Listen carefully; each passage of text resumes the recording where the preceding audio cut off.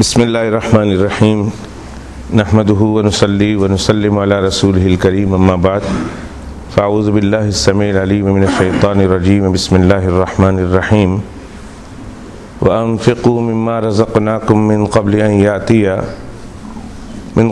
یأتی احدکم الموت فیقول رب لولا اخرتنی الی اجل قریب فاصدق واکن من الصالحین وَلَن يُؤَخِّرَ اللَّهُ نَفْسًا إِذَا جَاءَ أَجَلُهَا وَاللَّهُ خَبِيرٌ بِمَا تَعْمَلُونَ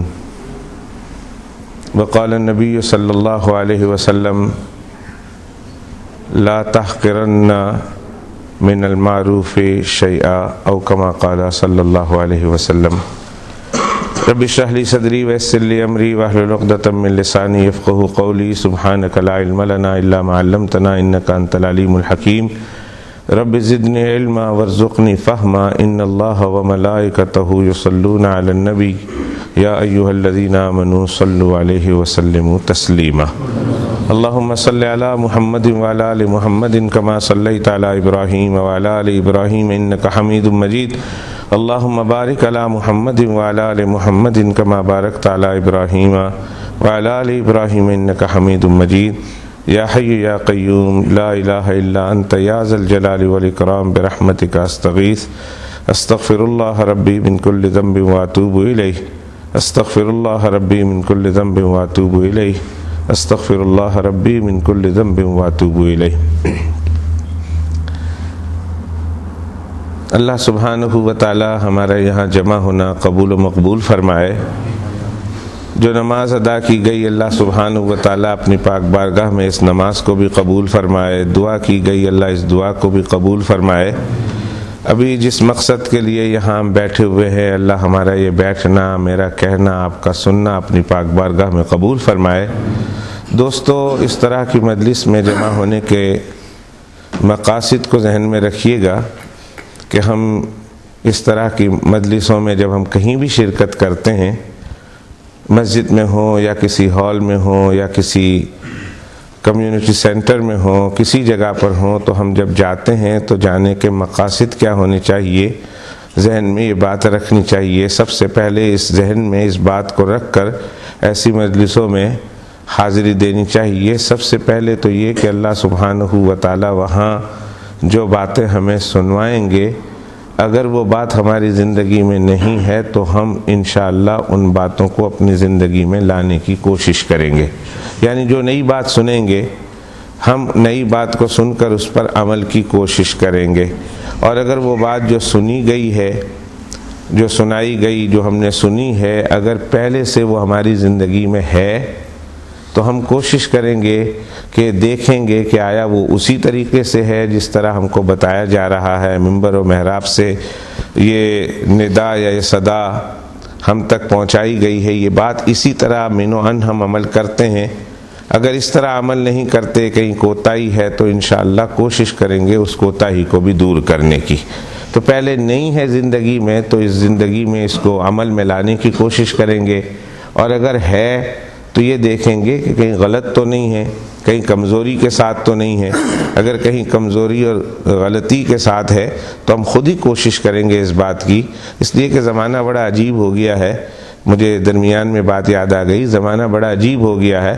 امام صاحب یا مقرر یا خطیب یا واعظ جب کوئی بیان کرتا ہے تو اب آج کل کے زمانے میں تو عافیت اسی میں سمجھی جاتی ہے کہ بھئی جو کچھ کہنا ہے ایک جرنلی کہہ دو، ایک عام طور پر کہہ دو، تاکہ پبلک میں جو بیٹھے ہوئے ہوں جس کے اندر جو غلطی ہو اس کی اصلاح ہو جائے۔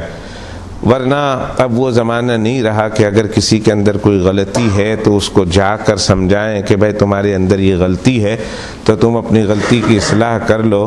اگر جا کر سمجھائیں تو بجائے اس کے کہ وہ اپنی اس غلطی کا ازالہ کرانے کے لیے، اس غلطی کے اس نقصان کو دور کرنے کی کوشش کریں، بتانے والے کا وہ دشمن بن جاتا ہے۔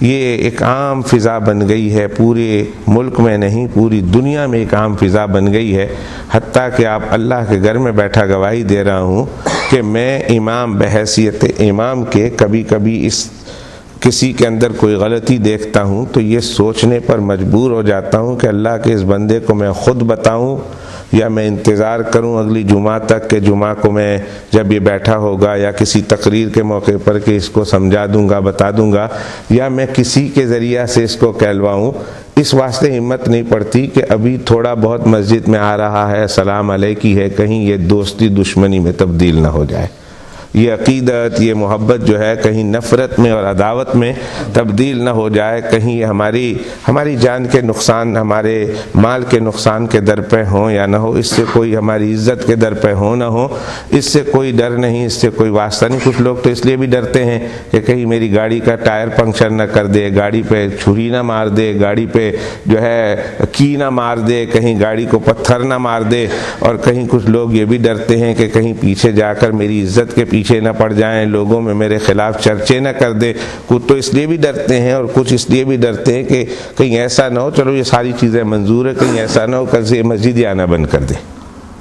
تو اب جو فائدہ ہو رہا ہے، ایک میں مسئلہ ٹھیک کرنے جاؤں گا تو کہیں ایسا نہ ہو کہ پورا مسئلے سے دین سے ہی دور ہو جائے، اس لیے سوچنا پڑتا ہے کہ ایک جنرل بیان ہو رہا تو اس جنرل بیان میں کوئی ایسی بات کر دی جائے تاکہ وہ اس کی اگر کسی کے اندر کوئی غلطی ہے تو اس غلطی کی اصلاح کی کوشش کرے۔ ورنہ ہمارے اسلاف اللہ تعالیٰ ان کے درجات بلند فرمائے، اللہ تعالیٰ ان کے قبروں پر کروڑوں رحمتیں نازل فرمائے، اللہ سبحانہ و تعالیٰ ان کے نقش قدم پر مجھے اور آپ کو چلنا نصیب فرمائے کہ ہمارے اسلاف جب کوئی غلطی کرتا اور کوئی ہمارے اسلاف کی کسی غلطی کی طرف توجہ دلاتا یا وہ اچھا زمانہ تھا، کوئی غلطی کرتا اور اس کی غلطی کی طرف اصلاح کی کوشش کی جاتی اور اس کو بتایا جاتا تو اس پر خوش ہوتے تھے، اور صرف خوش نہیں ہوتے تھے، ساری زندگی اس کے لیے دعا کرتے تھے۔ مجھے یاد ہے کہ کسی ایک بوڑھے میاں کو سیدنا حسن اور سیدنا حسین رضی اللہ تعالی عنہما نے نماز وضو کرتے ہوئے دیکھا، لیکن وہ وضو وہ نہیں تھا جو جناب رسول اللہ صلی اللہ علیہ وسلم کا وضو ہے یا سنت کا وضو ہے۔ بہت ساری ایسی غلطیاں ہو رہی تھی جو اس میں چھوٹی جا رہی تھی، جس کو ترک کیا جا رہا تھا، سنتیں ترک کی جا رہی تھی، مستحبات ترک کیے جا رہے تھے۔ تو حضرت سیدنا حسن اور سیدنا حسین رضی اللہ تعالیٰ عنہما نے دونوں نے دیکھ لیا کہ ہمارے بابا ہمارے بزرگ جو ہے غلطی کر رہے ہیں، اب ان سے رہا بھی نہیں جاتا کہ ان کو اسی طرح وضو پر رہنے دیا جائے، لیکن کہیں تو کیسے کہیں، یہ عمر میں بھی بڑے ہیں، اور چپ رہیں تو یہ بھی نہیں بنتا، اور کہیں تو کیسے کہیں۔ چنانچہ فکر شروع ہو گئی، آپس میں ایک دوسرے سے پوچھ رہے کہ حضرت کی اصلاح تو کرنی ہے لیکن کیسے کریں۔ ہماری نیچے چلے جائے، آپ کی مسجد ہو کہ میری مسجد ہو کہ دنیا بھر کی کوئی بھی مسجد ہو، نماز میں آپ 5 منٹ کے لیے کھڑے ہو جائیں وضو کرتے ہوئے، آپ کو اندازہ ہو جائے گا جو برسوں سے وضو کرتے ہیں آج تک ان کا وضو، ان میں سے بعض کا وضو صحیح نہیں ہے، بچپن سے وضو کرتے چلے آ رہے ہیں، لیکن اگلا بندہ ہمت بھی نہیں کرتا اس کو کہنے کو کہیں ایسا نہ ہو وضو چھوڑ کے مجھے ہی مارنے لگ جائے، ڈرتا ہے بندہ۔ مسجد میں ہم کب سے آ رہے ہیں، کب سے، میں تو اپنی مسجد میں دروازے پر، ہمارے یہاں تو اتفاق کی بات ہے پروٹیکشن کے لیے اور اس کے لیے کیمرہ رکھا ہوا ہے کہ مسجد میں کون آتا ہے جاتا ہے دروازے پر، اور اتفاق سے وہ جس کو کیا کہتے ہیں اسکرین کہتے ہیں وہ میرے کمرے میں موجود ہے، اور میں کہتا بھی ہوں لوگوں کو کہ میں دیکھتا ہوں آنے جانے والے کو دیکھتا ہوں، 5 وقت کے نمازی ہیں، روزانہ آنے والے ہیں، 10 15 20 سال سے آنے والے ہیں، لیکن ایسے لوگوں کو دیکھتا ہوں کہ مسجد میں داخل ہوتے ہیں تو اس پاؤں سے داخل نہیں ہوتے جس پاؤں سے داخل ہونا چاہیے، اور اس پاؤں سے نکلتے نہیں جس پاؤں سے نکلنا چاہیے۔ ہم دیکھ رہے ہیں، آپ بھی کھڑے ہو جائیں ایک دن اور چپ کر کے کرسی پر بیٹھ جائیں اور داخل ہونے والوں کو دیکھیں، آپ کے یہاں 500 آدمی آ رہے ہوں گے، اللہ سبحانہ و تعالیٰ سب کو 500 کے 500 کو سنت کے مطابق مسجد میں آنا نصیب فرمائے۔ آپ کو یہ تو پتہ ہوگا کہ مسجد میں آنے کے 5 آداب ہیں بڑے بڑے، ان 5 آداب کی رعایت کرتے ہوئے مسجد میں آنا چاہیے۔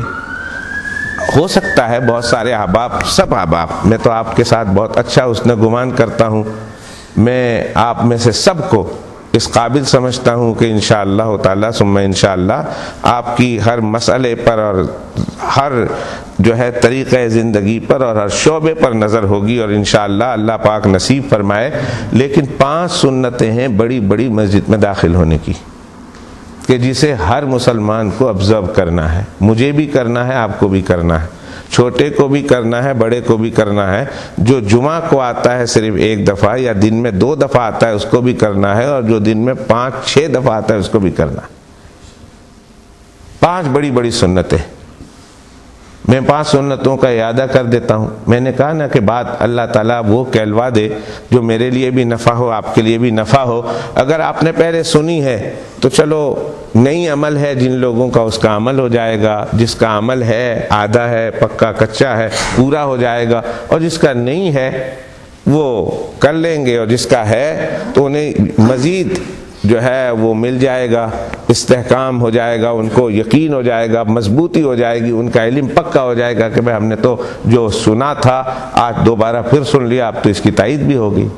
5 بڑی بڑی سنتیں۔ دعا کریں اللہ سب سے پہلے مجھ کہنے والے کو اس پر عمل کی توفیق دے، اور پھر جن کے زندگیوں میں نہیں ہے مرتے دم تک مسجد میں آنے والوں کو اللہ سبحانہ وتعالی اس کی توفیق عطا فرمائے، اور جو کر رہے ہیں اللہ اس پر استقامت عطا فرمائے۔ دوستو یہ دین کا مسئلہ ہے، کوئی ہمارے گھر کا مسئلہ ہوتا، کسی ہال میں جانے کا مسئلہ ہے، کسی شادی میں جانے کا مسئلہ ہے، کسی پارک میں جانے کا مسئلہ ہے، کوئی اور مسئلہ ہوتا تو ہم سوچتے سمجھ لیتے یا جیسے مرضی ہے ویسے کریں گے۔ یہ تو دین کا مسئلہ ہے، اور دین جو ہے ہمارا نہیں، آپ کا نہیں، دین جناب رسول اللہ صلی اللہ علیہ وسلم کا ہے۔ ہم تو دین کے محتاج ہوئے، ہمیں دین کا محتاج بن کر ہم نے دین کے احکام کو اس پر قبول کرنا ہے اور اس پر عمل کرنا ہے۔ اس لیے نہیں کہ ہم مسلمان ہیں تو اب ہمارے لیے ہمیں آزادی مل گئی، ہمیں جو ہے اجازت ہے کہ جیسا کرو اس لیے کہ تم آلریڈی مسلمان ہو، نہیں، بلکہ مسلمان ہونا اور ہے، اور ایک اچھا کامل مسلمان ہونا، مسلمانی اور اسلامی اوصاف کے ساتھ مسلمان ہونا اور چیز ہے۔ اللہ ہم ہر چیز میں اچھی چیز دیکھتے ہیں، حتیٰ کہ مارکیٹ میں جاتے ہیں تو سبزی اٹھاتے ہیں تو سبزی بھی اچھی دیکھتے ہیں، ہمیں آلو اچھا چاہیے، پیاز اچھا چاہیے، ہمیں کریلا اچھا چاہیے، ایک جو سب سے کڑوا ہوتا ہے وہ بھی اچھی کوالٹی کا کریلا چاہیے۔ ایک دفعہ ہمارے یہاں ایک دوست تھا، میں شاپ میں کھڑا تھا تو ایک آدمی آ گیا، تو کریلا، اس نے کہا کریلا ہے، تو اس نے کہا کہ کریلا دیکھو اس ڈبہ پڑا ہوا ہے، وہ کریلا ڈھونڈ رہا تھا، تو اسے سارے کریلے جو ہے نا وہ مردہ تھے، مرے ہوئے تھے، آدھے خراب ہو چکے تھے، کمزور ہو چکے تھے۔ تو وہ کہہ رہا دکاندار سے یار کوئی اچھے کریلے دو، تو دکاندار کو مذاق سوجی، اس نے کہا کھانا بھی کریلا ہے وہ بھی اچھا، یعنی کریلا تو کڑوی چیز ہے، وہ تو ایسے ہی کھاتے ہیں، شکر کرو یہ مل گیا۔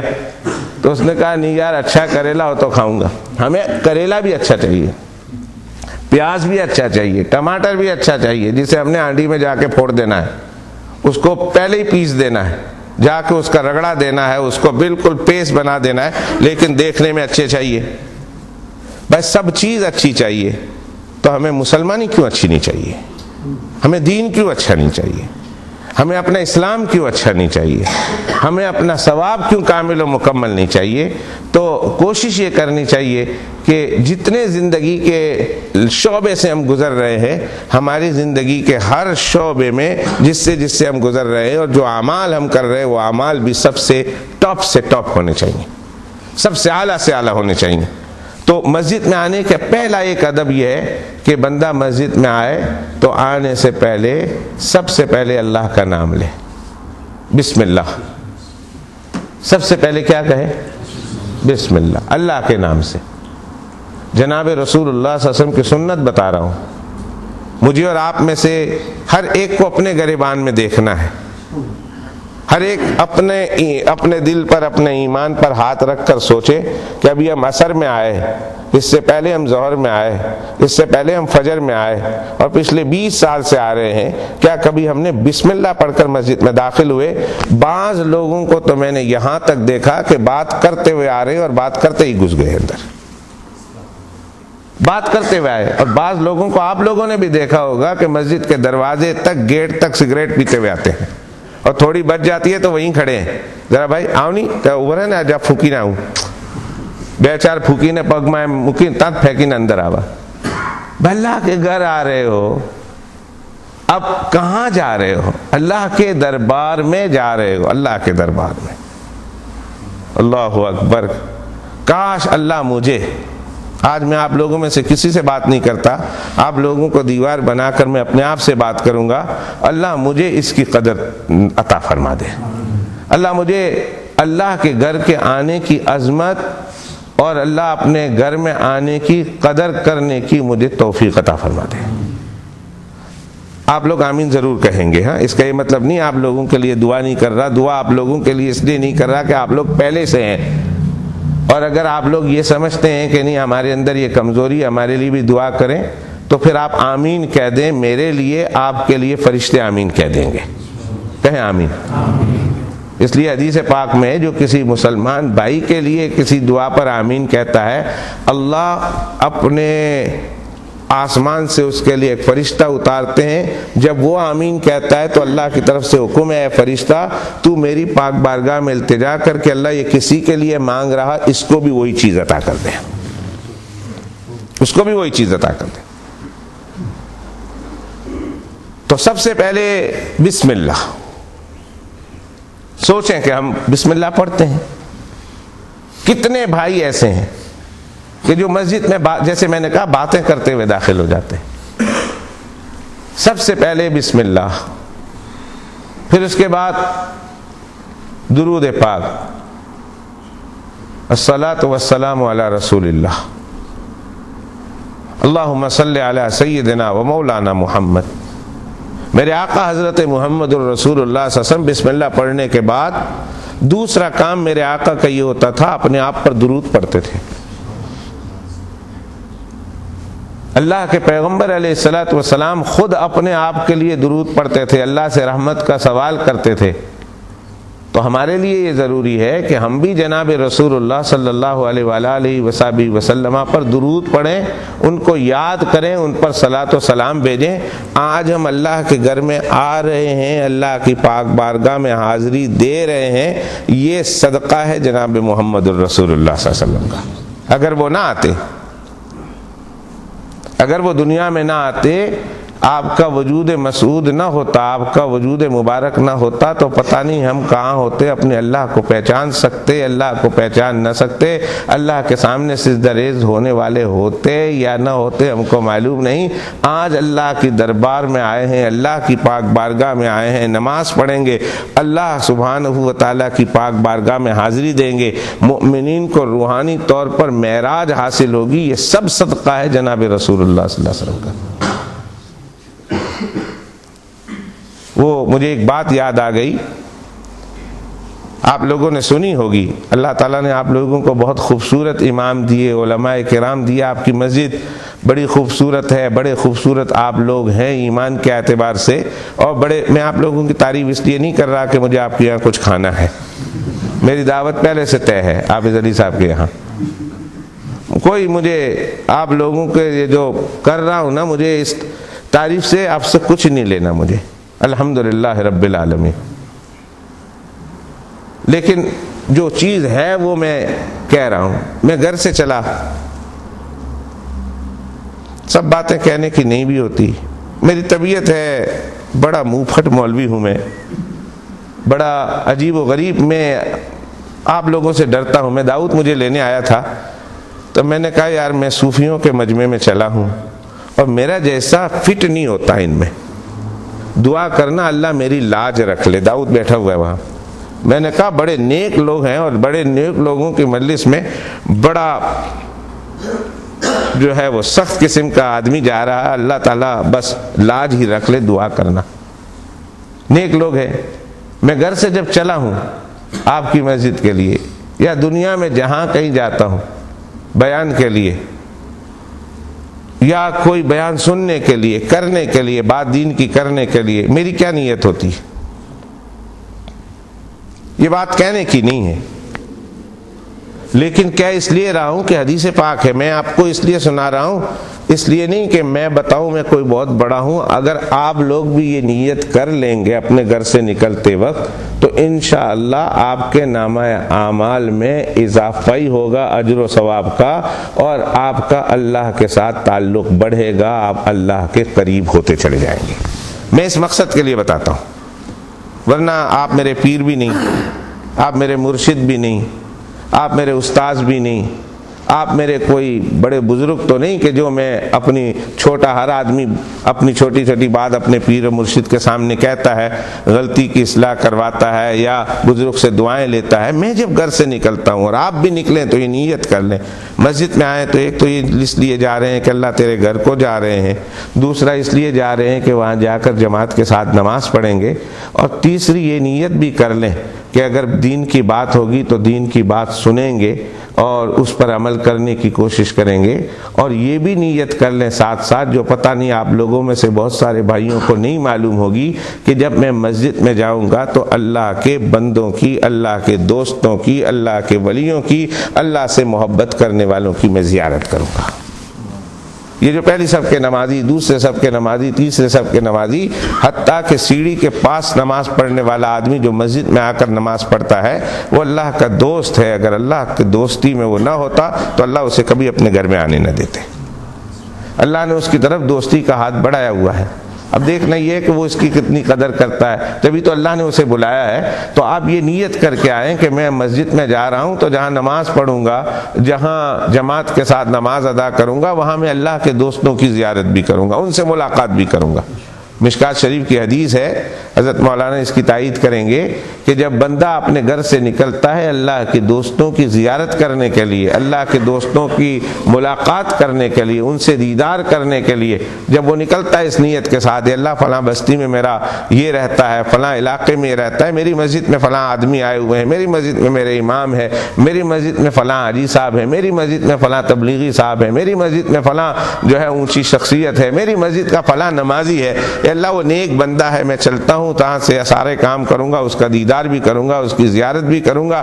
جب وہ گھر سے اس نیت کے ساتھ چلتا ہے، اور حدیث پاک میں آتا ہے جناب رسول اللہ صلی اللہ علیہ وسلم فرماتے ہیں جب وہ اس جگہ پہ پہنچ جاتا ہے، اور اس جگہ پہ پہنچ کر جب وہ اللہ کے نیک بندے سے ملاقات کرتا ہے اور اس کی زیارت کرتا ہے، تو اب وہ اس کے ساتھ فرشتے ہوتے ہیں۔ اللہ جب یہ گھر سے نکلتا ہے تو اللہ اس کے ساتھ کئی ہزار فرشتے اس کے ساتھ لگا دیتے ہیں کہ یہ بندہ بڑا عالی مقصد لے کر جا رہا ہے، فرشتوں تم بھی اس کے ساتھ ساتھ چلو۔ جب وہ بندہ اپنے مقصد میں کامیاب ہو جاتا ہے، اللہ کے ولی سے ملاقات کر لیتا ہے، تو اب وہ سارے فرشتے اللہ سے دعا کرتے ہیں، اے اللہ جس طرح یہ اپنے گھر سے یہ نیت لے کر چلا تھا کہ میں تیرے دوستوں سے ملوں گا، اور اے اللہ اس نے تیرے دوستوں سے ملاقات کر لی، تو اللہ ہم 70,000 فرشتے تیری پاک بارگاہ میں یہ دعا کرتے ہیں کہ اللہ اسے بھی اپنا دوست بنا لے۔ سارے کے سارے فرشتے اللہ سے اس بندے کے لیے دعا کرتے ہیں، اللہ جب یہ تیرے دوستوں سے ملنے کے لیے نکلا اور ملاقات کر لی تو اب اسے محروم نہ رکھنا، اسے بھی تو اپنا دوست بنا لینا۔ کتنی بڑی دعا ہے، کتنا بڑا اہم مقام ہے۔ آپ گھر سے نکلیں تو فرشتوں کی دعائیں انشاءاللہ قبول ہو جائیں ہمارے حق میں، تو اللہ پاک ہم دوست بن جائیں گے، اللہ کے مقرب بن جائیں گے۔ تو میں تو سنا رہا تھا آپ لوگ بھی خوبصورت ہیں، آپ کے امام بھی خوبصورت ہیں، روحانی اعتبار سے، ہر اعتبار سے، ظاہری اور باطنی، صورت اور سیرت کے اعتبار سے آپ لوگوں نے یہ بات ضرور سنی ہوگی، علماء کرام آتے رہتے ہیں، سناتے رہتے ہیں، جب آپ التحیات پڑھتے ہیں نماز میں۔ نماز کیا ہے؟ الصلاۃ معراج المومنین، نماز مومنین کی معراج ہے۔ جناب رسول اللہ صلی اللہ علیہ وسلم نے فرمایا اللہ سبحانہ و تعالیٰ نے تو مجھے آسمان پہ بلا لیا اور اللہ نے اپنا دیدار کرا لیا، اپنی پاک بارگاہ میں مجھے حاضری دے دی، تو میرے امتیوں تمہیں بھی محروم اللہ نے نہیں رکھا ہے۔ اللہ نے جب میں واپس آ رہا تھا تو مجھے نماز دی، اور نماز کے متعلق فرمایا الصلاۃ معراج المومنین، نماز پڑھنا تمہارا کام ہے، نماز کے ذریعہ سے میرے دربار میں پہنچ جانا اس کی میں اجازت دیتا ہوں، یہ میرا کام۔ تو نماز کے ذریعہ سے بندہ اللہ کی پاک بارگاہ میں ہوتا ہے۔ الصلاۃ معراج المومنین، نماز مومن کی معراج ہے۔ جس طرح جناب رسول اللہ صلی اللہ علیہ وسلم آسمانوں میں جا کر اللہ سے ملے اللہ کی پاک بارگاہ میں، اے امتیوں تم نماز کے ذریعہ سے اللہ کی پاک بارگاہ میں پہنچو، اللہ نے تحفہ دیا۔ اور جب آپ نماز ختم کرتے ہیں تو آپ بیٹھتے ہیں آخری قاعدہ میں، تو آخری قاعدہ میں آپ لوگ کیا پڑھتے ہیں؟ شروع کیا کرتے ہیں؟ یا دوسرے قاعدے میں بھی آپ پڑھتے ہیں، اور آخری قاعدے میں تو آپ لوگ پڑھتے ہی پڑھتے ہیں، کیا پڑھتے ہیں؟ التحیات پڑھیں آپ لوگ پڑھیں، کوئی بات نہیں، امتحان نہیں ہے، پر میں سننا چاہتا ہوں، میں یہ دیکھنا چاہتا ہوں، میں اردو بولتا ہوں آپ سمجھتے ہیں کہ نہیں ہے، تو میں یہ دیکھنا چاہتا ہوں آپ پڑھیں نا، کیا پڑھتے ہیں؟ التحیات. میں پنجابی ٹائپ کا مولوی ہوں، اس لیے میں آپ لوگوں سے بلانا پسند کروں گا، کچھ آپ بھی بولیں گے.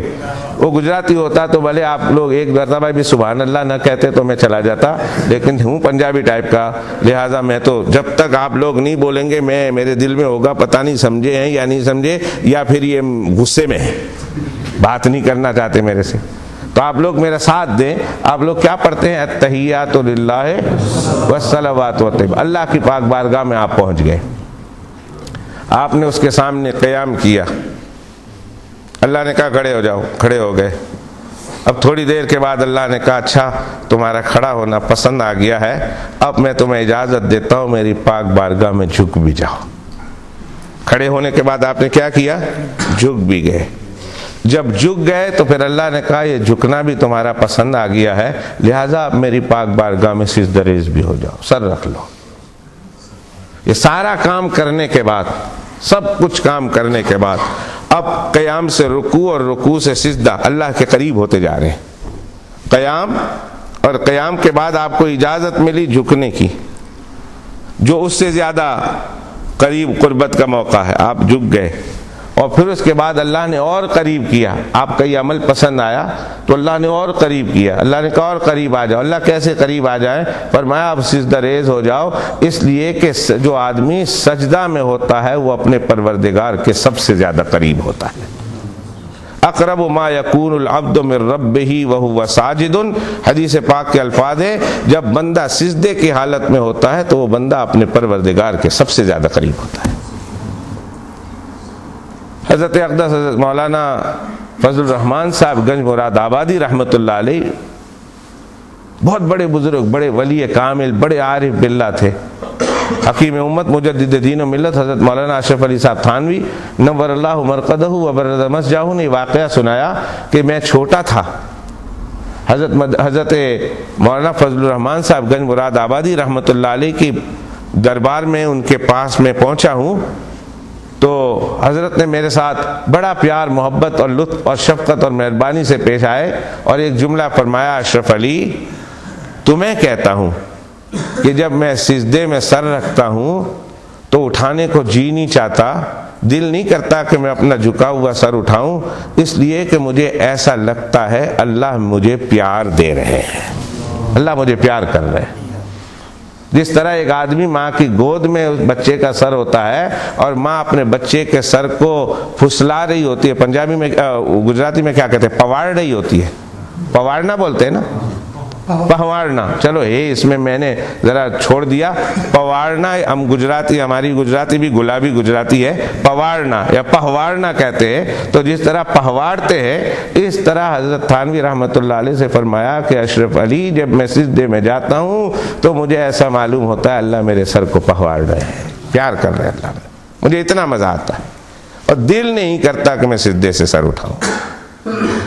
کاش اللہ یہ حالت مجھے عطا فرما دے، اللہ آپ کو عطا فرما دے، اور جس کو عطا ہے اللہ اس کو دوامی کیفیت عطا فرما دے. ہمیشہ موت کی صبح تک اللہ کرے اس کی یہی کیفیت رہے، موت بھی اسی میں آ جائے، سجدہ کرتے کرتے موت آ جائے، رکوع کرتے کرتے موت آ جائے، اور قیام کرتے کرتے موت آ جائے، قرآن کی تلاوت کرتے کرتے موت آ جائے، اللہ کے گھر میں موت آ جائے، ذکر و اذکار کرتے موت آ جائے. اللہ ایسی موت ہمیں آپ کو عطا فرما دے. تو ہم التحیات للہ والصلوات والطیبات پڑھتے ہیں. جب سب سے قریب ہو گئے اللہ نے کہا اب تو میرے دربار کا ہو گیا، ادھر آ. اللہ کے قریب ہو گئے، اب اللہ سے تھوڑی قرب ہو گیا تو اللہ کہتے کیا لائے، کیا لائے میرے لیے، کیا لائے ہو. ایک تو پوچھا جائے گا آپ کو اس وقت جب انسان کا انتقال ہوگا، تب پوچھا جائے گا اللہ کے سامنے، اس کی روح حاضر ہوگی تو تب پوچھا جائے گا کیا لائے ہو. جس طرح کوئی باہر سے آتا ہے نا تو پوچھا جاتا ہے مارا واسطے ہوں لاوا، انڈیا تھی تو آوا مارا واسطے ہوں لاوا، کیری نو موسم چھے کیری لاوا، اچار لاوا، مارا واسطے ہوں لاوا تمہیں، نہیں تو بھروجنا پہلا ہوں کہ داؤد ہوں کھڑا ہوئے تو نے بھروجنو کھاری، ہاں کھاری سینگ. میں نے کہا ایک تو سینگ کھانی ہے وہ بھی کھاری. میں تو وہ سینگ سمجھا تھا نا، گائے بکرے والی سینگ. داؤد کے آج تمہیں آؤ تمہیں بھروچ نہیں مشہور کھاری سینگ کھڑاؤں. میں کہا ایک تو سینگ کھانی ہے وہ بھی کھاری. میں کہا انہیں کھاتو. کہتے نہیں نہیں تمہیں کھا جو تمہیں پسند آئے. میں کہا لا اول تو نہیں خبر، مفتیوں سے پوچھو سینگ کھانا جائز بھی ہے کہ نہیں، اور پاچی تے بھی کھاری. تو پھر بعد میں جب کھانا کھا لیا، کھانا تو اس کے یہاں تھا، میں آپ کو بتا دوں کیا تھا. آپ کو بھوک نہ لگ جائے، مجھے چھوڑ کر بھاگ نہ جائیں، اس لیے میں نہیں بتاتا کیا کھانا تھا. کھانا بڑا فرسٹ کلاس تھا، پر وہ تمام کھانا وہ تھا جس کو میں جانتا تھا. اور میں احمد موٹا بھی وہاں بیٹھے ہوئے ہیں، حافظ علی بھی ادھر ہیں، داؤد بھی ادھر ہیں، یہ سارے میرے دوست ہیں، اور یہ سب جانتے ہیں مجھے کہ بھروچ کی داڑھ مجھے بہت پسند ہے. ایسی داڑھ تو کبھی کھائی ہی نہیں زندگی میں. میں ان سے ریکویسٹ کرتا ہوں، میں کہتا ہوں میں تمہارے یہاں ہوں تو نہ بریانی چاہیے نہ کوئی اور چیز، بلکہ خالص بھروچی داڑھ بہت مجھے پسند ہے. اور داؤد کے یہاں سے تو جاتا ہوں تو اپنے ساتھ بھی لے کر جاتا ہوں ڈبے میں. تو سب چیز کھا لی. تو میں کھانے کے بعد میں داؤد سے پوچھا، داؤد یہ ساری چیزیں تو وہ ہے جو میں جانتا ہوں، اس میں کھاری سینگ کون سی تھی؟ کہیں ایسا تو نہیں تم نے چھپا چھپا کے مجھے کھلا دیا ہو کہیں ایسی چیز میں؟ کہ نہیں لا تو کھاوانو چھے پچھی بات میں. اللہ اکبر، اتنا پیٹ بھر کے کھایا ہے کھاری سینگ. تو تھوڑی دیر کے بعد وہ لایا مصعب جو تھے تو انہیں کہتے ہو نہیں کھاری سینگ تھے تو بعد میں معلوم ہوا تو پینٹس ہے. کھاری سینگ اتنے پینٹس نہیں، پر بھروچ کی. انہوں نے کہا بھروچ نہیں کھاری سینگ. میں کہا لا مارے تو اڑدھو پسینہ تنے پسینہ آوی آوی نے تے میں نے اڑدھو کری دی دے لو بھائی کھاری سینگ کھاوانے چاہے نہیں کھوا ہوں کھاوانے چاہے. ہوں تو گھبرائی نے مارے تو ویٹ اوچھو تھئی گયો. میں کہے تو کہا کھاری سینگ. تو وہ کھاری سینگ یہ والی بات ہوں لاوا تمہیں کھاری سینگ لاوا، تمہیں اچار لاوا، تمہیں آئی لاوا، تمہیں تیل لاوا. اللہ بھی پوچھیں گے کیا لائے ہو. تیاری کی ہے، بزرگوں نے تیاری کی. ایک بزرگ، میں ابھی 2 دن پہلے ہی میں اپنی مسجد میں یہ بات زبان پہ آ گئی اس لیے میں سنا دیتا ہوں. ابھی میں نے اپنی مسجد میں 2-4 دن پچھلے ہفتے کے درس میں یہ بات ایسے تذکرہ چل پڑا تو میں نے کچھ اللہ والوں کے واقعات سنائے کہ جب اللہ سبحانہ و تعالیٰ نے ان سے پوچھا کیا لائے ہو تو انہوں نے کیا جواب دیا. بہت وہ تو میں نے کئی واقعات سنائے ان لوگوں کو، کئی واقعات سنائے کہ جب اللہ والوں سے پوچھا گیا کہ آپ کیا لائے ہو تو انہوں نے کیا جواب دیا. میں نے ایک جگہ تقریر کی تھی تو وہاں ایک واقعہ سنایا تھا، آج سے تقریباً 20-22 سال پرانی بات کر رہا ہوں. تو اس میں اس وقت یہ واقعہ سنایا تھا.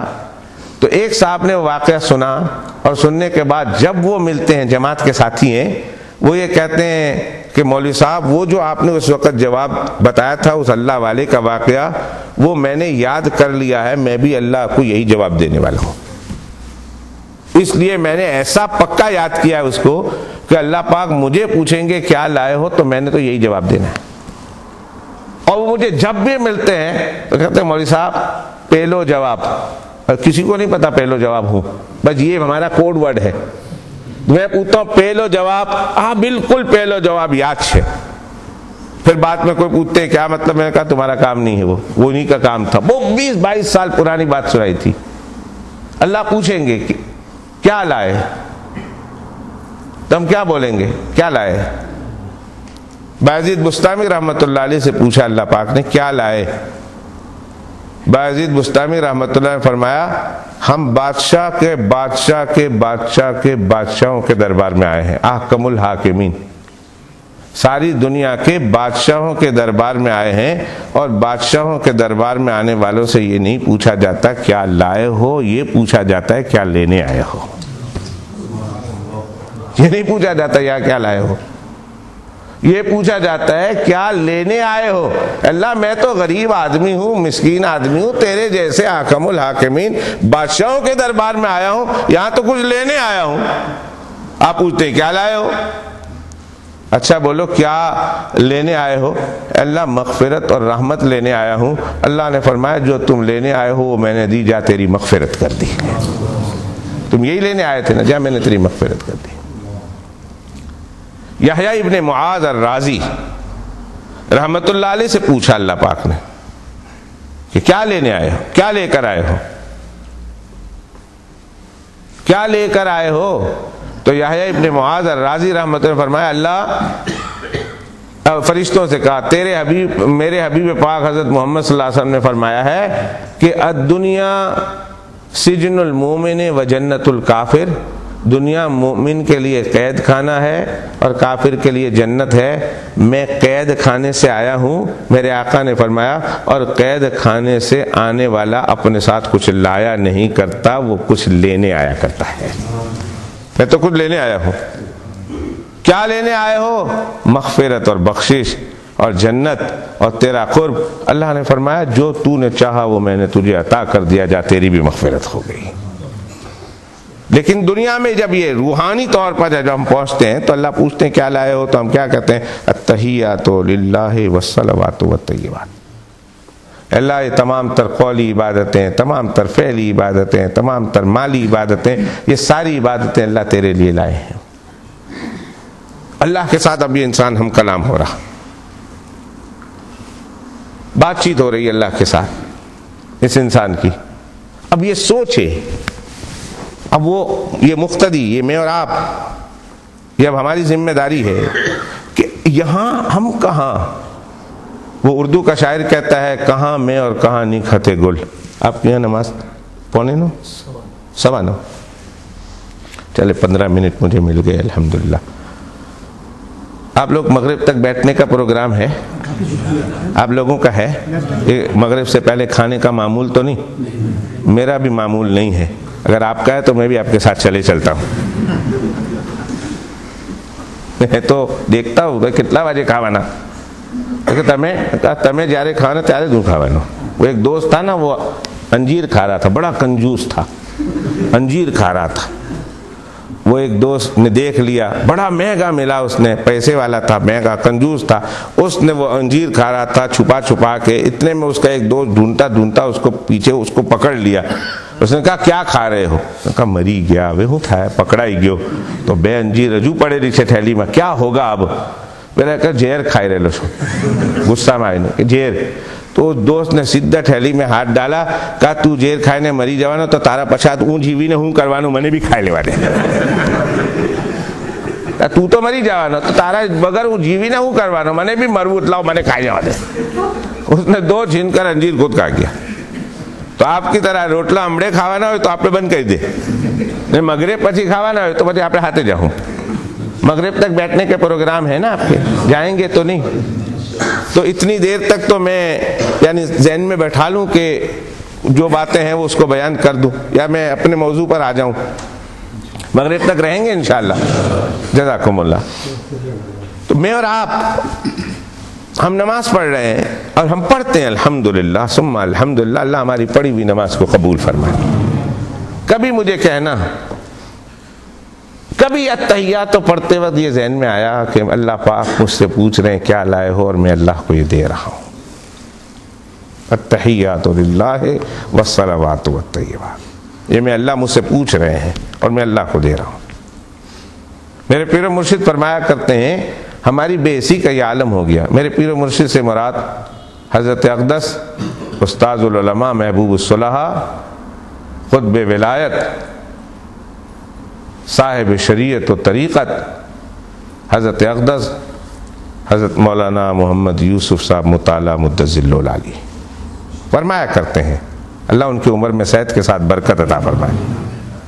میں یہ دعا کرتا ہوں کہ اللہ اگر تیرے یہاں یہ کچھ ایسا مسئلہ ہے کہ تو کسی کی عمر کسی کو دے دیتا ہے تو اللہ میری عمر کا کچھ حصہ ان کو عطا کر دے، اس لیے کہ میرے وجود سے تو پتہ نہیں نیکی ظاہر ہوگی یا نہیں، لیکن ان کی زندگی کا ایک ایک دن بڑا قیمتی ہے، امت کی رہنمائی میں خرچ ہو رہا۔ اے اللہ میری زندگی کا کچھ جوڑ ادھر لگ جائے گا تو میں سمجھوں گا کہ میرا بھی بیڑا پار ہو جائے گا۔ دعا کرتا رہتا ہوں۔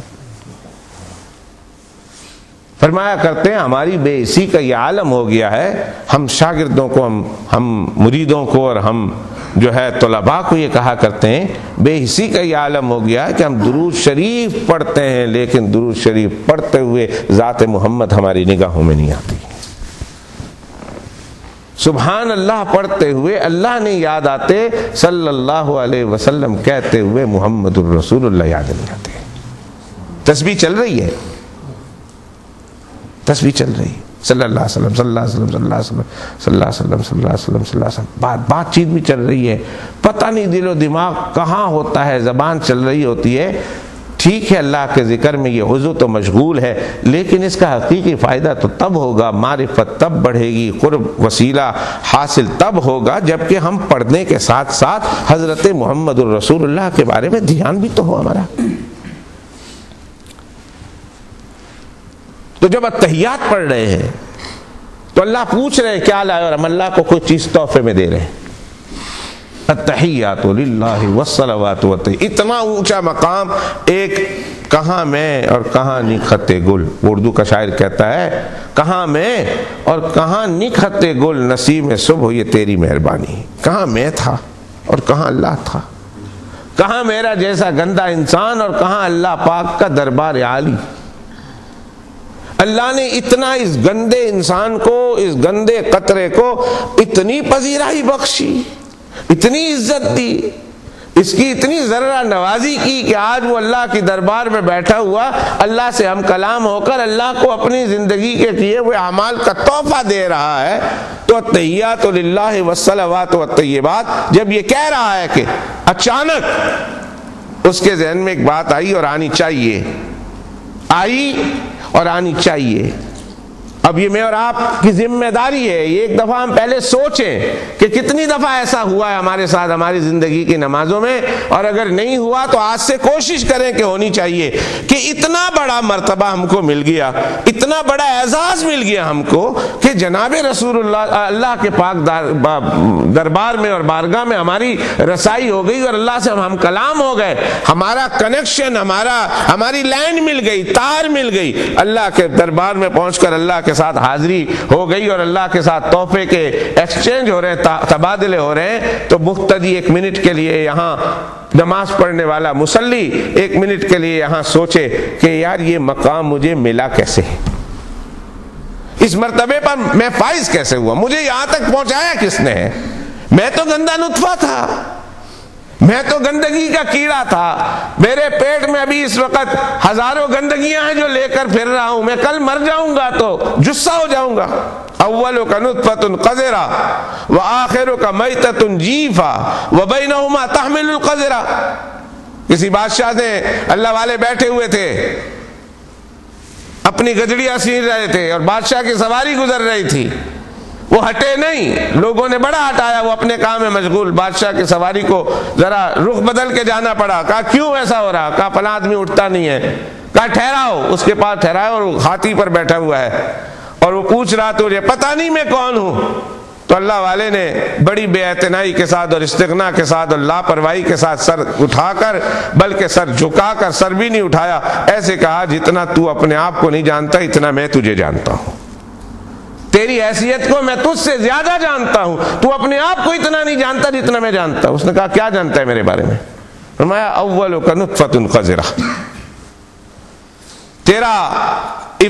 تیری ابتدا گندا نطفہ، وآخرک میتۃ جیفہ، مر جائے گا تو مردار جثہ تیرا پھٹ جائے گا، کیڑے پڑ جائیں گے، ہڈیاں تیری جو ہے الگ ہو جائیں گی، جدا جدا ہو جائیں گی، بدبو پڑ جائے گی، اور تیرے درمیان وبینہما تحمل القذرہ، اور درمیان تیرا ابتدا اور انتہا سے پہلے تیرے درمیانی زندگی کا حصہ ہے کہ جس میں تو گندگی کا ٹوکرا اٹھا کر پھر رہا ہے۔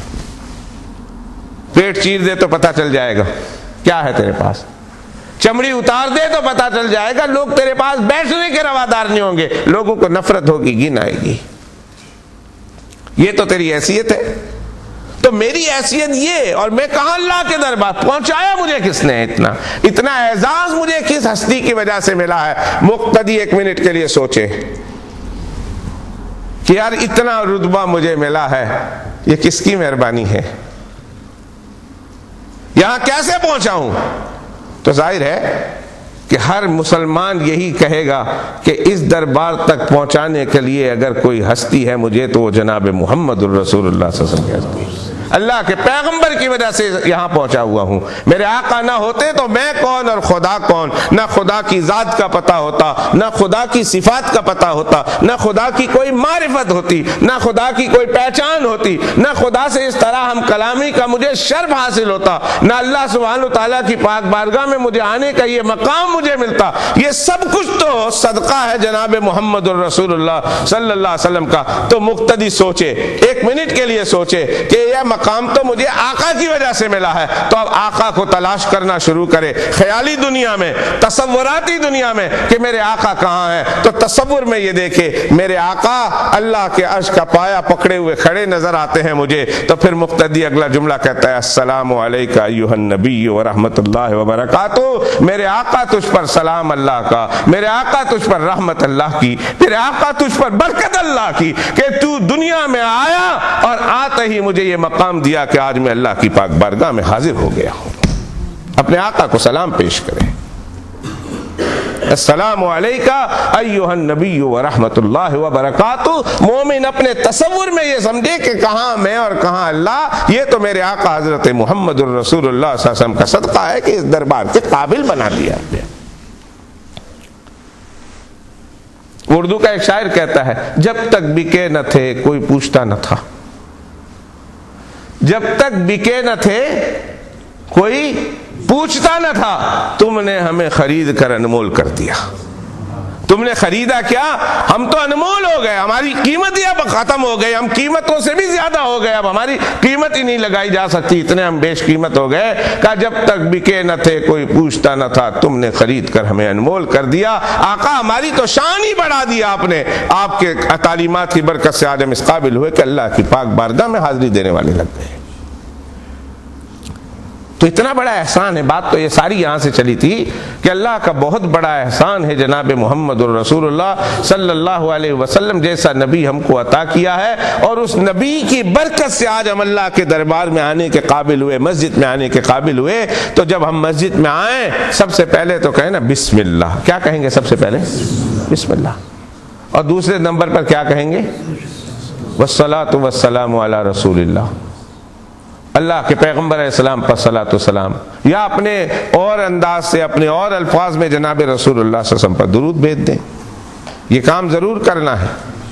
اور دیکھیے جو اپنے محسنوں کا شکر ادا نہیں کرتا نا وہ ضائع ہو جایا کرتا ہے, پھر اس کی کوئی قیمت نہیں ہوتی. اپنے محسنوں کا احسان کرنے والا, اللہ تعالیٰ کا حکم بھی ہے کہ اپنے محسنوں کا احسان مانو, ان کا شکر ادا کرو. اللہ کے پیغمبر کے صدقے ہم یہاں آنے کے قابل ہوئے اور ہم مسجد میں آ گئے, نہ اللہ کو یاد کریں نہ محمد الرسول اللہ کو درود و سلام پیش کریں. تو بھلا بتاؤ ہمارے اس آنے کے اندر روحانی قوت اور طاقت ہم کو کیسے ملے گی؟ تو سب سے پہلے دو کام کریں گے. پہلا کیا کام کریں گے؟ بسم اللہ, اور کرتے ہوں گے آپ لوگ. اور دوسرا کون سا؟ چھوٹا سے چھوٹا درود شریف, اللہم صلی علی سیدنا محمد وعلی آلہ وصحبہ. پھر آگے جو آپ کو آپ کی زبان پر آتا ہے ایک دفعہ درود شریف پڑھیں گے. تیسرا کام, سیدھے پاؤں سے مسجد میں آئیں گے. احتیاط کریں, سوچیں, مسجد میں ایسے نہیں گھس جانے کا بات کرتے کرتے, یا بے دھیانی میں گھس نہیں جانے کا. بے دھیانی میں کہ جس طرح ہم کہیں اور جگہ جاتے ہیں چلو ادھر بھی چلے جائیں گے. نہ اللہ کے دربار میں حاضری دے رہے ہو, اور اللہ کے دربار میں حاضری دینے کے کچھ آداب ہیں. ان میں سے یہ ادب ہے کہ ہم سیدھے پاؤں سے داخل ہوں گے. اور چوتھی بات یہ کریں گے کہ ہم دعا پڑھیں گے, اللہم افتح لی ابواب رحمتک. کیا دعا پڑھیں گے؟ اللہم افتح لی ابواب رحمتک. اے اللہ میرے لیے رحمت کے دروازے کھول دے, میں آ رہا ہوں تیرے پاک بارگاہ میں, میرے لیے رحمت کے دروازے کھول دے. اور پانچویں چیز جو بتائی گئی ہے وہ یہ ہے کہ اعتکاف کی نیت کر لیں کہ اللہ جب تک میں مسجد میں ہوں اعتکاف میں ہوں. تو یہ 5 کام کرنے. خیر یہ تو درمیان میں بات یاد آ گئی. میں تو یہ کہہ رہا تھا کہ جو باتیں ہم سنیں گے پہلے یہ ارادے کر لیں کہ جو باتیں بھی آج کی مجلس کے حوالے سے بھی یا اس سے بعد مجلس کے حوالے سے, کہ جب ہم مسجد میں جائیں یا کسی ایسی جگہ پر جائیں تو سب سے پہلے ہمارا یہ ہو کہ اللہ وہ بات سنائیں جو جس پر عمل نہ ہو تو اس پر عمل کرانا، اور اللہ اگر اس پر عمل ہے مگر کچا پکا ہے، ادھورا ہے، کوئی بات کرتا ہوں کوئی نہیں کرتا، صحیح کرتا ہوں غلط کرتا ہوں، اللہ مجھے اس پر صحیح عمل کرانا۔ اور تیسری بات یہ کہ اگر عمل کر رہے ہیں اور ویسے ہی کر رہے ہیں جیسے منبر و محراب سے آپ کو سنایا گیا قرآن و حدیث کی تعلیم میں اور روشنی میں، تو پھر آپ نے یہ کہنا ہے کہ اللہ چلو اچھا ہوا ایک علم مجھے آ گیا، جو میں کرتا تھا اس کی دلیل بھی مل گئی، اب پھر دل میں دعا کرنا اللہ موت کے وقت تک مجھے اس پر عمل کرتے رہنے کی توفیق عطا فرما۔ اس کے بعد یہ تو میں نے ابتدائی چند بات کہی، اب اس کے بعد میں دو باتیں، وقت بہت تنگ ہو رہا، وقت کا دامن تنگ ہو رہا، میں چاہتا تو یہ تھا کہ آج آپ کے سامنے درمیان میں پتہ نہیں کہاں سے بات نکل آئی، چاہتا تو یہ تھا کہ آج میں آپ کے سامنے جناب رسول اللہ صلی اللہ علیہ وسلم کی اس حدیث پاک کا اپنے انداز میں اختصار کے ساتھ خلاصہ کو سنا دوں۔ یہ حدیث پاک بہت مشہور ہے جس میں میرے آقا علیہ الصلوۃ والسلام نے فرمایا کہ 5 چیزوں کو 5 چیزوں سے پہلے غنیمت سمجھ لو۔ بہت مشہور حدیث ہے یہ، جو ہے عام مسلمانوں کی زبان پر ہے، منبر و محراب سے بارہا آپ کو سنائی گئی ہے، کتابوں میں آپ بار بار اسے سنتے ہیں، اور خاص طور پر تبلیغی حضرات جب فضائل اعمال پڑھتے ہیں، فضائل صدقات پڑھتے ہیں، میرے پیر و مرشد نور اللہ مرقدہ وبرد مسجدہ کی اللہ ان کے درجات کو بلند سے بلند تر فرمائے، اللہ اعلی علیین میں انہیں بڑے سے بڑا مرتبہ عطا فرمائے، حضرت محمد الرسول اللہ صلی اللہ علیہ وسلم کے پڑوس میں انہیں جگہ عطا فرمائے۔ ہمارے حضرت نور اللہ مرقدہ نے فضائل اعمال میں اس روایت کو بہت تفصیل کے ساتھ لکھا ہے، جی چاہتا تھا اپنے انداز میں آج اس حدیث پاک کا تھوڑا خلاصہ بیان کروں، لیکن وقت کم ہے، دامن تنگ ہو رہا، میں اس میں سے 5 چیزوں میں سے ایک ہی چیز آج کے حوالے سے جو میرے دل میں آ رہی، کوئی بھی ایک چیز شروع کر دوں، لیکن میرے دل میں جو ایک بات آ رہی میں اس کے حوالے سے بتانا چاہتا ہوں۔ وہ یہ ہے کہ حضرت صلی اللہ علیہ وسلم فرماتے ہیں، میں جب آیا، اور یہ مضمون میں نے کیوں منتخب کیا، جب میں آیا تو ایسے وقت پہ پہنچا جب یہاں اعلان ہو رہا تھا، حیدرآباد دکن میں نے باہر پڑھا کہ وہاں کے کسی مدرسے سے صاحب تشریف لائیں، اور جب میں اندر آ رہا تھا تو میں نے دیکھا کہ وہاں وہ کھڑے ہو کر آپ لوگوں کا صدقہ جاریہ وصول کر رہے تھے، تو میں یہ چاہتا ہے کہ میں آج اس حوالے سے تھوڑی بات کر دوں جس میں میرے آقا علیہ السلام نے فرمایا کہ مالداری کو فقر و افلاس کے آنے سے پہلے غنیمت سمجھ لو، مال و دولت کو فقر و افلاس کے آنے سے پہلے، محتاجگی کے آنے سے پہلے غنیمت سمجھ لو۔ اللہ نے اگر مجھے اور آپ کو مالدار بنایا ہے، اللہ نے ہمیں اور آپ کو مال و دولت دی ہے، اور یہ مال و دولت جائز طریقے سے آئی ہے، ایک تو ہے نا مال و دولت ناجائز طریقے سے آ جاتی ہے، اللہ اس سے ہماری حفاظت فرمائے۔ بہت لوگ، میں نے اپنے کانوں سے پچھلے 3-4 ہفتے سے مسلسل یہ سن رہا ہوں کہ بہت سارے لوگ اپنا چھوٹا موٹا جائز کاروبار تھا اس کو چھوڑ کر شراب کے کاروبار کی طرف جا رہے ہیں، کہتے ہیں ہماری پوری نہیں پہندی، پنجابی کہتے ہیں پوری نہیں پہندی، ہمارے گجراتی میں ایسے ہی کچھ کہتے ہوتے بھائی پورو نہیں تھا تو، دکان ہم نے چلائی ہوئی ہے، حلال کی روزی اب اتنی نہیں مل رہی ہے، سب چیز مہنگی ہو گئی ہے، چلو شراب میں تھوڑا بہت فائدہ ہے، تو اس فائدے کو دیکھ کر اپنی حلال جائز کاروبار کو چھوڑ کر حرام کاروبار کی طرف لپکے ہوئے ہیں۔ اللہ ایسے مال و دولت سے پوری امت مسلمہ کی، خاص طور پر میری آپ کی حفاظت فرمائے۔ اگر اللہ نے کسی کو مال و دولت دے رکھی ہے اور وہ مال و دولت حلال طریقے سے آئی ہوئی ہے، جائز طریقے سے آئی ہوئی ہے، آ رہی ہے، تو اس انسان پر اللہ سبحانہ و تعالیٰ کا بہت بڑا احسان ہے۔ یہ انسان اللہ سبحانہ و تعالیٰ کا بہت شکر ادا کرے کہ میرے مالک تیرا بڑا احسان ہے کہ تو نے مجھے مال و دولت عطا کر رکھی۔ اب اللہ کی اس نعمت کا تقاضا کیا ہے؟ اللہ کی اس نعمت کا تقاضا یہ ہے، اللہ کی بہت بڑی دولت ہے کہ اللہ پاک نے غریب نہیں بنایا، کسی کے سامنے ہاتھ پھیلانے والا نہیں بنایا، ہمارا ہاتھ کسی کے سامنے پھیلانے والا، کسی کے سامنے جھکانے والا اللہ نے نہیں بنایا۔ دوستو یہ اس کی قدر اس وقت ہوگی، حقیقی معنوں میں اللہ پاک اس سے پہلے سمجھ عطا فرما دے، جب ایسا نہ ہو کہ موقع آ جائے۔ ان لوگوں سے عبرت حاصل کرو کہ جو لوگ مانگتے ہیں مانگتے ہیں۔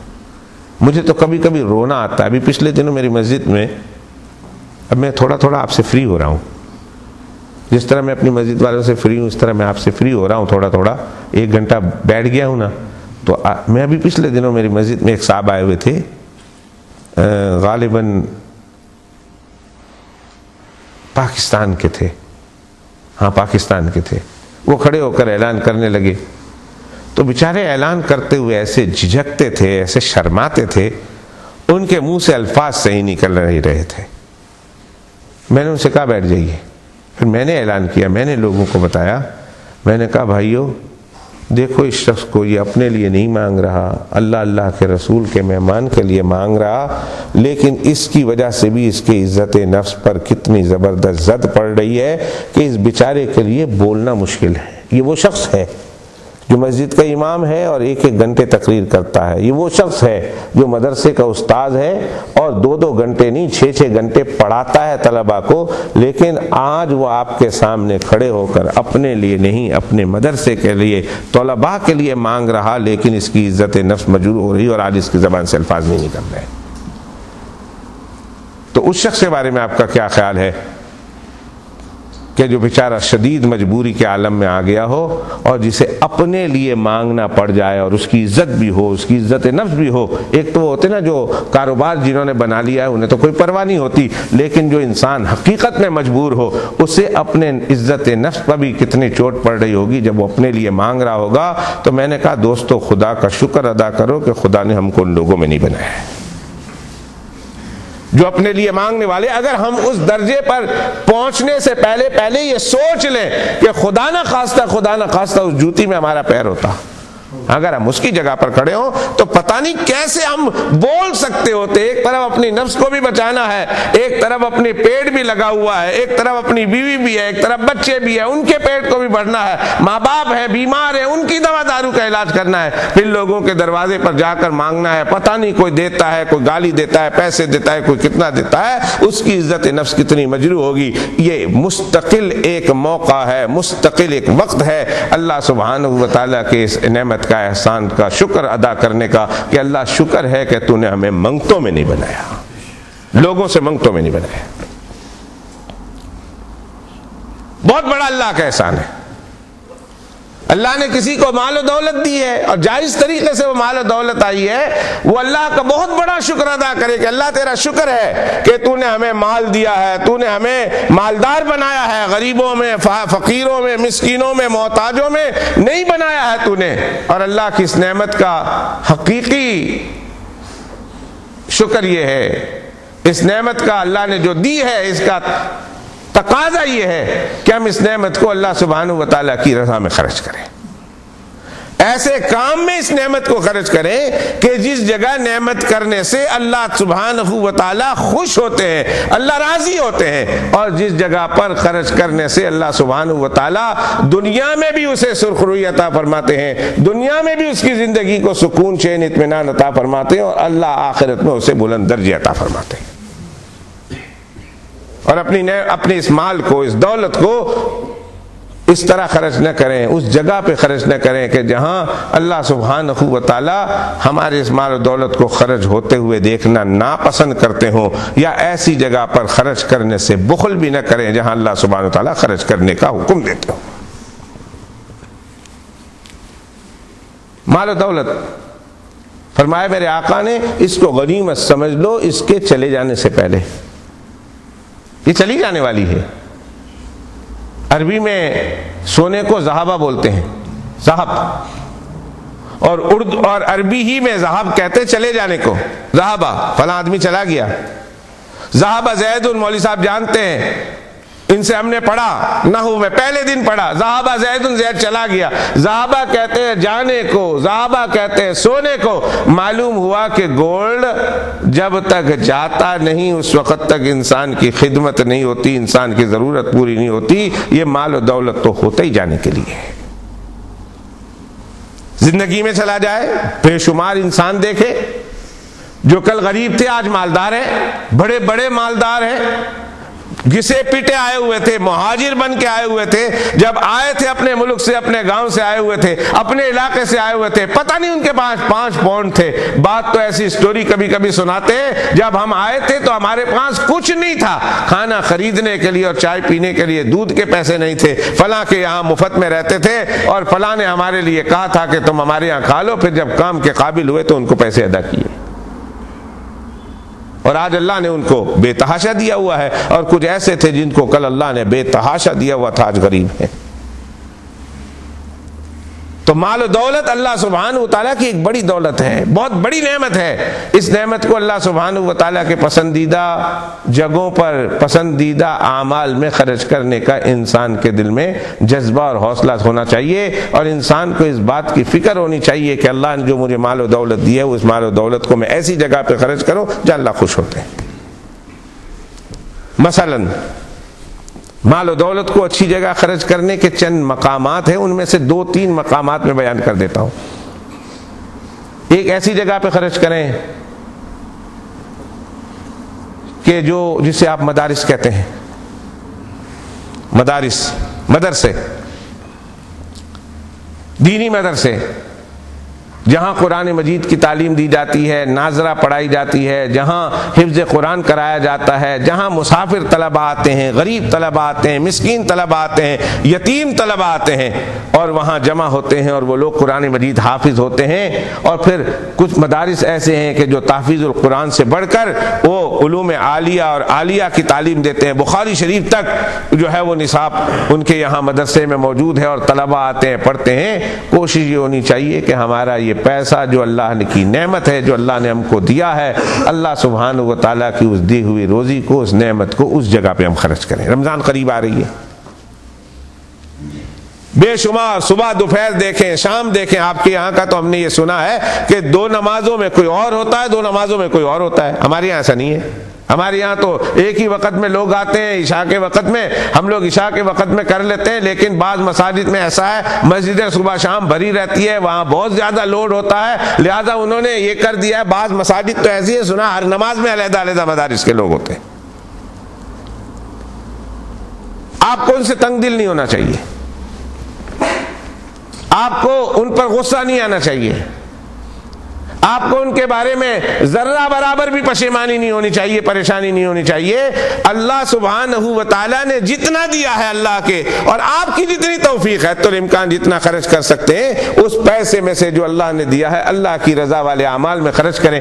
کیا معلوم کہ کسی مدرسے میں آپ نے دے دیا ہے اور اس مدرسے کا وہ پیسہ آپ کا دیا ہوا اللہ کو اتنا پسند آیا کہ وہ کسی ایسے طالب علم پر، ایسے مدرسے پر لگ گیا کہ جہاں سے پھر فاضل ہونے والے ایک ایک طالب علموں نے دنیا کے اندر دینی انقلاب بپا کیا اور دنیا کی قسمت بدل ڈالی۔ یقین امت مجدد دین و ملت حضرت تھانوی رحمۃ اللہ علیہ مدرسے سے تو آئے ہیں، مدرسہ سے تو آئے ہیں۔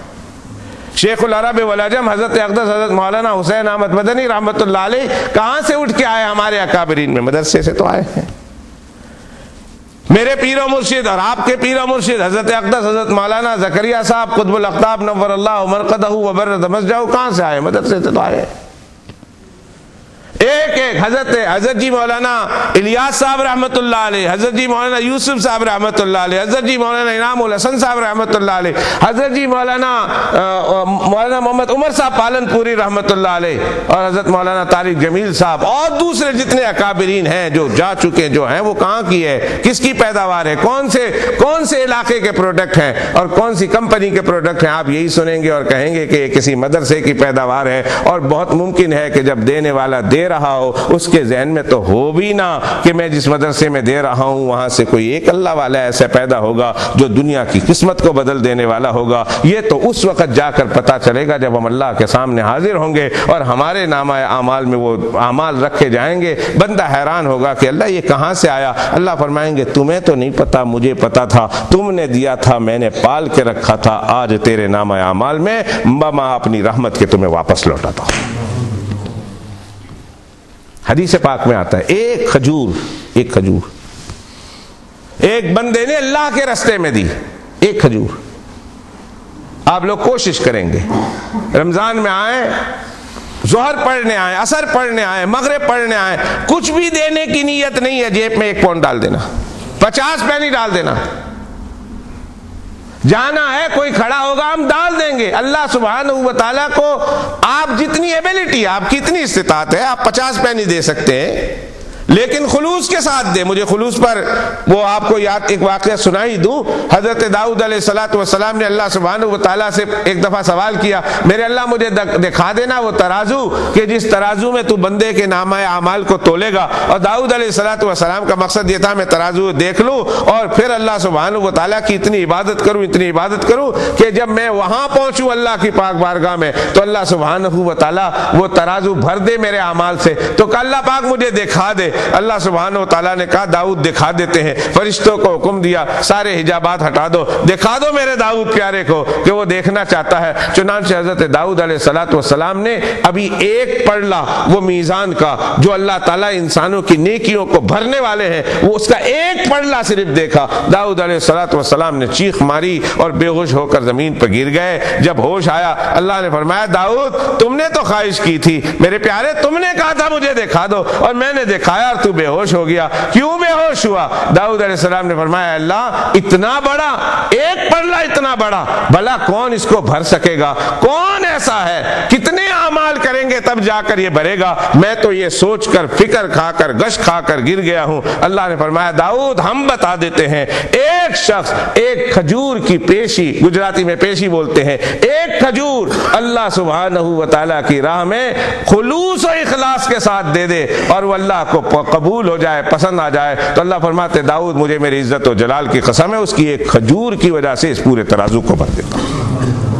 یہ پورا ترازو جس کو تو دیکھ کر ڈر گیا ہے کہ کون بھرے گا اسے، ایک خلوص سے دی ہوئی ایک کھجور اس کو بھر دے گی۔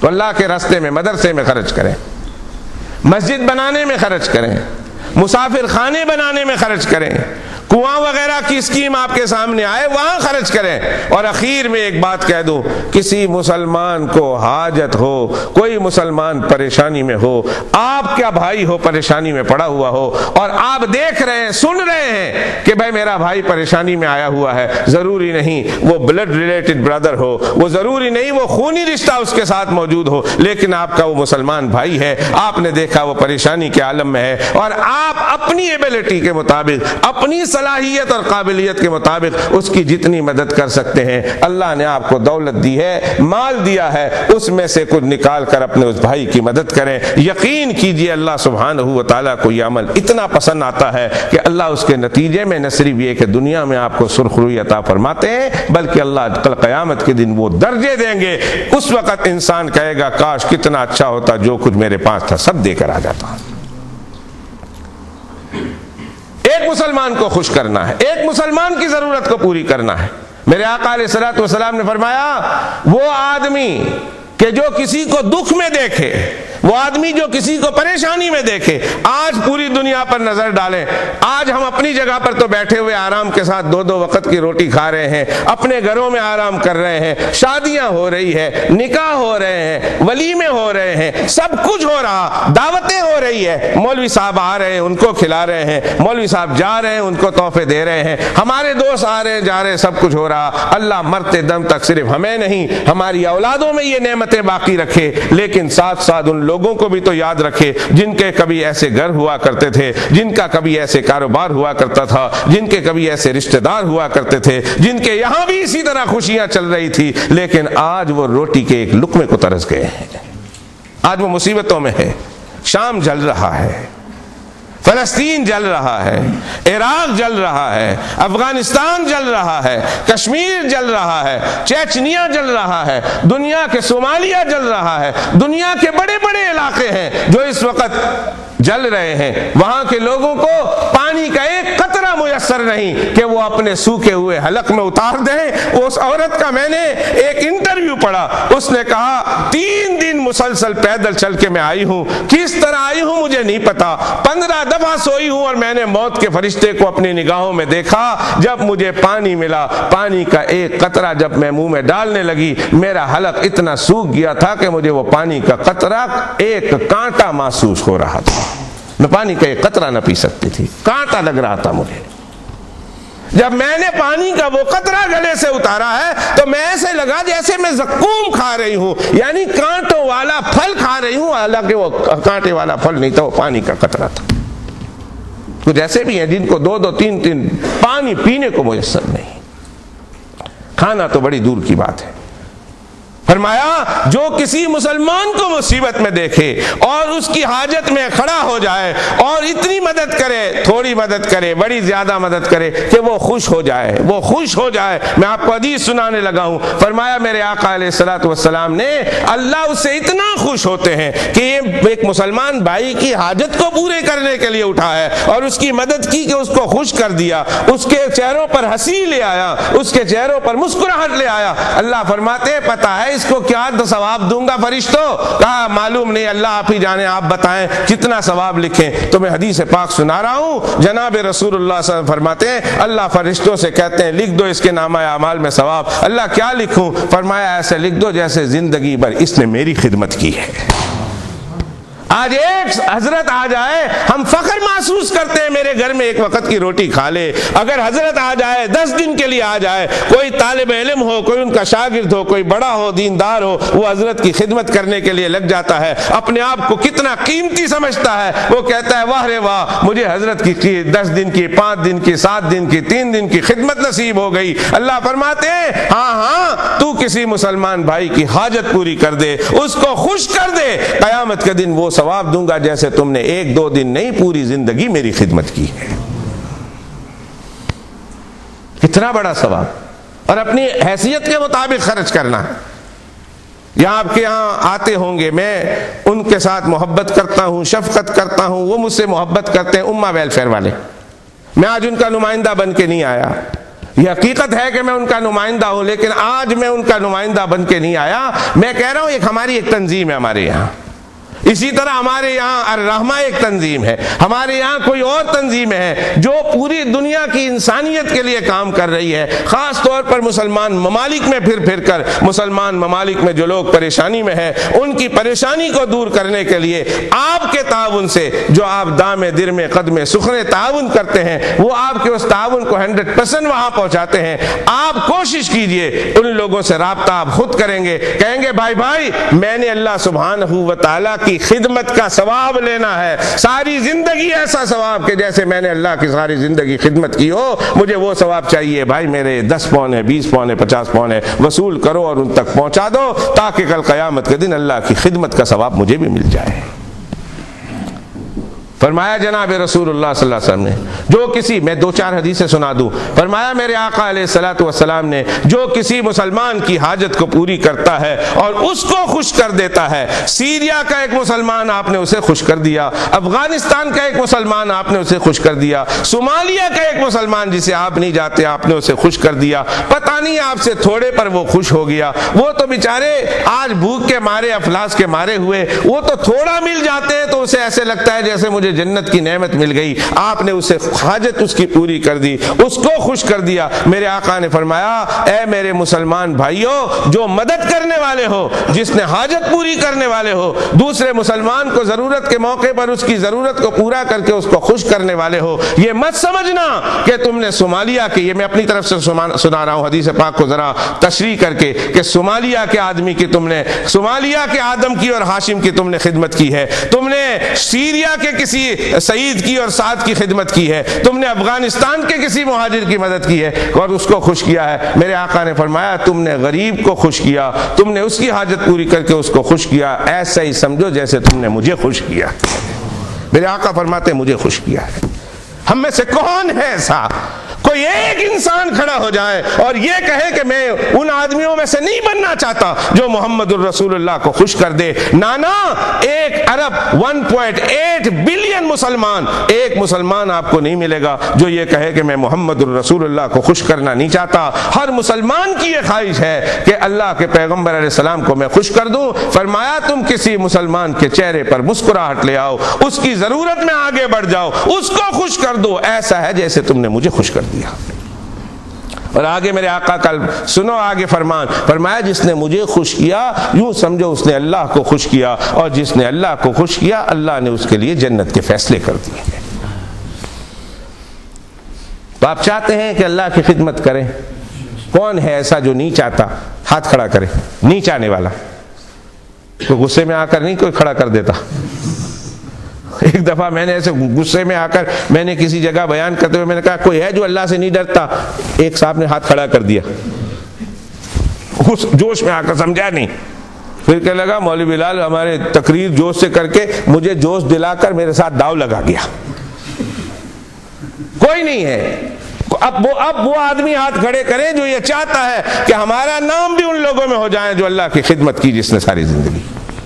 ہاں سب ہیں، ایک آدمی بھی ایسا نہیں۔ ہم میں سے کوئی ہے جو یہ نہیں چاہتا کہ محمد الرسول اللہ صلی اللہ علیہ وسلم کو خوش کر دے؟ نہیں، ہم میں سے ہر ایک یہ ہے جو یہ چاہتا ہے کہ اللہ کے پیغمبر اسلام کو ہم خوش کر دیں۔ آگے چلیں، ایک آخری حدیث سناؤں۔ میرے آقا علیہ السلام نے فرمایا، وقت بالکل ختم ہو گیا، میرے آقا نے فرمایا جو کسی اللہ کے کچھ مخصوص بندے ایسے، خاص بندے ایسے ہیں، اللہ کے کچھ خاص بندے ایسے ہیں کہ جن کو اللہ سبحانہ و تعالی نے اپنے بندوں کی حاجت پوری کرنے کے لیے مخصوص فرما لیا ہے، جن کا کام یہ ہے اللہ کے بندوں میں گھوم گھوم کر اللہ کے مخصوص بندے ایسے ہیں، خاص بندے ہیں جن کا ذمہ یہ ہے کہ اللہ کے بندوں کی حاجت کو پوری کرنا۔ جناب رسول اللہ صلی اللہ علیہ وسلم نے فرمایا وہ اللہ کے مخصوص بندے ہیں، اللہ کے خاص بندے ہیں جن کو اللہ نے قبول کر لیا، خاص بنا لیا اپنا۔ اور کون ہے ہم میں سے جو نہیں چاہتا کہ ہم اللہ کے خاص بندے بنیں، جن کا کام یہ ہے غریبوں کی حاجتیں پوری کرو، ضرورت مندوں کی حاجتیں پوری کرو۔ اللہ نے ان کو چن لیا ہے۔ فرمایا ایسے لوگوں کے بارے میں میرے آقا نے فرمایا پھر اللہ نے قسم کھا لی ہے، ایسے بندوں کو چننے کے بعد وہ جماعت بنی ہوئی ہے، اور اللہ سبحانہ و تعالیٰ نے اس جماعت کے بارے میں قسم کھا رکھی ہے، مجھے میری عزت و جلال کی قسم ہے، فرشتوں گواہ رہنا میں نے ایسے آدمی کو جہنم نہیں بھیجنا۔ جہنم کے حرام کر دینے کی ایسے بندوں کے لیے اللہ نے قسم اٹھائی ہے۔ اور یوں فرمایا جناب رسول اللہ صلی اللہ علیہ وسلم نے، قیامت کے دن جب وہ سارے انسانیت میدان محشر میں ہوگی اور اللہ سے حساب و کتاب میں مشغول ہوگی، اللہ ان کو نور کے منبر پر بٹھائیں گے اور اللہ سبحانہ و تعالی ہنستے ہنستے ان سے بات کر رہے ہوں گے۔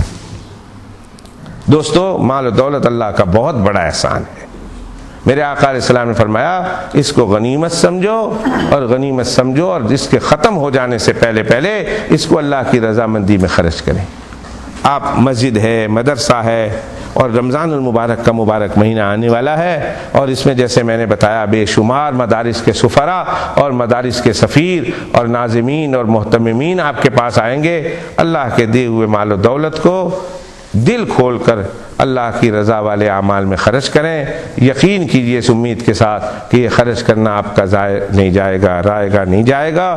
انشاءاللہ ثم انشاءاللہ اللہ کی خدمت کا ثواب، محمد الرسول اللہ کو خوش کرنے کا ثواب، اور اللہ کے خاص بندوں میں میرا آپ کا شمار ہوگا۔ دعا کیجئے اللہ تعالیٰ یہ تمام نعمتیں، تمام اعزازات اور تمام خصوصیتیں اللہ دے کر حاجت مندوں کی حاجتیں پوری کر کے ان کو دے کر اللہ یہ اعزازات مجھے آپ کو حاصل کرنے کی توفیق عطا فرمائے۔ وقت زیادہ لے لیا، اگر میں نے آپ کی طبیعت مبارکہ کے خلاف کوئی ایسے جملہ کہہ دیا ہو جس سے آپ کی طبیعت پر بوجھ ہوا ہو، معافی چاہتا ہوں، زندگی کا کوئی بھروسہ نہیں۔ اگر کوئی بات غلط ہو گئی ہے تو اللہ کی پاک بارگاہ میں سب سے پہلے معافی کا خواستگار ہوں۔ جو بات صحیح ہوئی ہے دعا کرتا ہوں اللہ اپنی پاک بارگاہ میں قبول فرمائے، مجھ کہنے والے کو اولاً، سننے والوں کو اللہ عمل کی دولت سے مالا مال فرمائے۔ ربنا تقبل منا انک انت السمیع العلیم وتب علینا انک انت التواب الرحیم، وصلی اللہ علی النبی الکریم والحمد للہ۔